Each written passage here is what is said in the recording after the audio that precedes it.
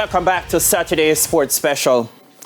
Secretary General of the Caribbean Association of National Olympic Committees, Brian Lewis, and Dora Henry, the president of the St. Lucia Athletics Association, have given contrasting views on whether the idea of a CARICOM subcommittee on sports could work. Here's Christopher Scott. CANOC Secretary General Brian Lewis is convinced that a CARICOM subcommittee on sports, similar to the existing one on cricket, is a workable idea. I understand what Mike Sands is saying, and I can support it in principle. However, I'm not confident that that is a viable solution, given Lewis was giving his view in response to President of the North American, Central American and Caribbean Athletics Association, CANOC, Mike Sands, who proposed this idea to TVJ Sports during the recent Issa Grace Kennedy Boys and Girls Championships.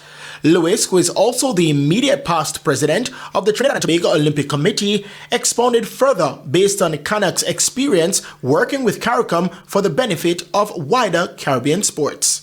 From a CANOC perspective, we have been cooperating, collaborating, supporting, facilitating a lot of input and knowledge transfer into the efforts to develop the services sector, of which the sports services sector is one. It's been going on 8 years, and there doesn't seem to have been any definitive movement. In a contrasting view, President of the St. Lucia Athletics Association, Dora Henry, has voiced her organization's support of the CANOC president's position. I would support the establishment of a CARICOM subcommittee for sports and athletics. The Caribbean has consistently produced world-class athletes who have made their mark on the global stage, and St. Lucia's recent Olympic medals is a powerful testament to the potential that exists within our region.